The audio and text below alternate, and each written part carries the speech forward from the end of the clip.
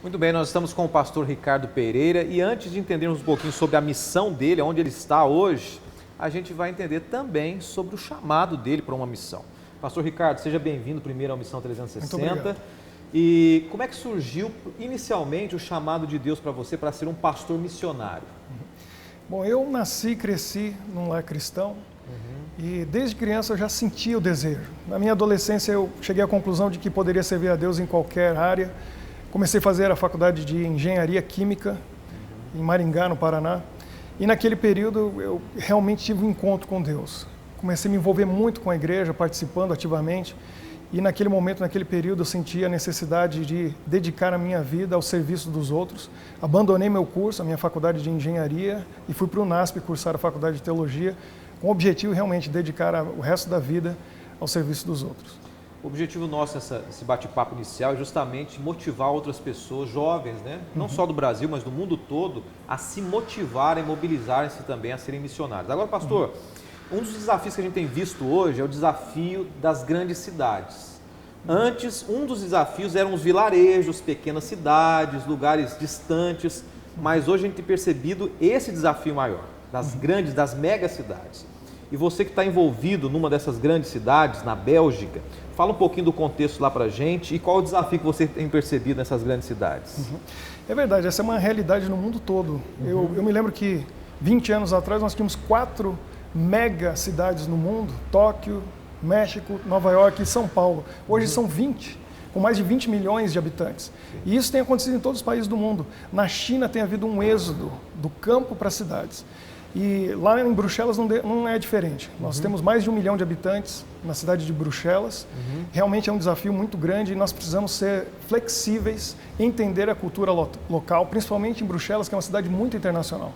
Nós temos pessoas, centenas de países representados ali, né? Dezenas e dezenas de pessoas com línguas diferentes, culturas diferentes, e a gente tem que se adaptar para poder encontrar uma maneira de atingir o coração dessas pessoas. Agora, você foi missionário também no Japão, né? Foi pastor no Japão, Isso. foi pastor em algum outro local também? Nos Estados Unidos. Estados Unidos e agora na Bélgica. Isso. E só no ano de 2015, no ano passado, você acho que rodou aproximadamente 28 países ao longo do ano de 2015, né? Exato. Então, uma experiência, um contato muito grande. Agora, qual que é a dificuldade que você veria na Bélgica especificamente, em Bruxelas ali? Algum desafio, alguma forma de trabalho que tem atingido as pessoas de lá? Bom, em Bruxelas, como eu disse, é um local muito internacional. A nossa igreja é uma igreja internacional. Apesar de que a maioria é uma igreja de língua portuguesa, nós temos a maioria de brasileiros, mas nós temos portugueses, nós temos angolanos, cabo-verdianos, temos belgas, e a nova geração também, os filhos todos falam francês e neerlandês. Então, nós temos que realmente um desafio muito grande entrar na cultura deles e tentar entender ao meio de atingi-los. O que nós temos pensado em fazer, realmente entramos naquela questão do criar um espaço novo tempo, né? Um centro de convivência, algo que possa atingir as pessoas nas suas necessidades. Uma maneira de atrair as pessoas para que venham ter um encontro conosco e nós podemos dessa maneira oferecer algo a mais para elas. O que a gente tem achado interessante é justamente isso, né? A gente, na Novo Tempo aqui, e você tentando contextualizar também um centro de convivência, de influência, e levando, acho que vai ser o primeiro espaço Novo Tempo fora do Brasil, né? Sim, eu estou aqui hoje justamente buscando ideias, materiais, e aprendendo alguns conceitos para a gente poder colocar em prática. Nós temos ali um local próprio, 24 horas por dia, 7 dias na semana, onde temos a oportunidade de criar vários programas diferentes. Eu vejo nisso o método de Cristo. Jesus, ele aplicava o evangelho da seguinte maneira: ele não apresentava a salvação em primeiro lugar. Primeiro eu tenho que descobrir qual é a necessidade da pessoa, o que ela precisa. Tendo a necessidade dela resolvida, seja emocional, seja física, a parte espiritual vem como uma consequência.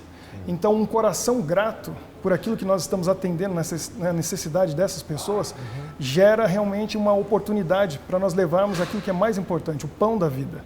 Então, primeiramente, nós precisamos encontrar qual é a necessidade que as pessoas têm e atender essa necessidade. E isso realmente é necessário muita oração, ideias, a inspiração, a iluminação do Espírito Santo, para a gente poder criar maneiras que vão atingir as pessoas. O pós-moderno, secularizado hoje, ele não se satisfaz e ele não se agrada daquilo que a gente vem fazendo há dezenas e dezenas de anos. Hoje o mundo se modernizou tão rapidamente que nós às vezes perdemos o ritmo e ficamos um pouco para trás. A gente tem que acelerar um pouquinho e entrar no mundo deles.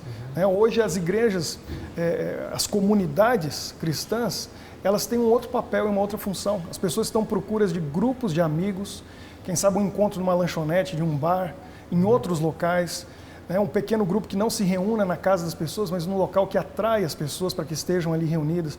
Então nós precisamos ser muito criativos e encontrar meios e formas de encontrar essas pessoas. A gente quer aproveitar e apresentar também um dos métodos que a Igreja Mundial, né, que um dos braços da missão mundial, juntamente com você também, tem apresentado como forma de evangelismo. É um livro, né? Eu queria que você apresentasse esse livro para a gente. Eu trouxe hoje o livro para você conhecer. Ele se chama A Sala. Esse livro foi desenvolvido no período que eu estava no Japão, vendo a necessidade de encontrar um meio de atingir aqueles que não estão sendo atingidos. Obviamente, todos os livros, os DVDs, CDs que nós produzimos têm o seu efeito, têm um resultado, mas nem todos querem. Nem todos vão assistir a TV Novo Tempo, nem todos vão ler o Livro da Esperança, nem todos têm um coração aberto para a mensagem que nós queremos levar.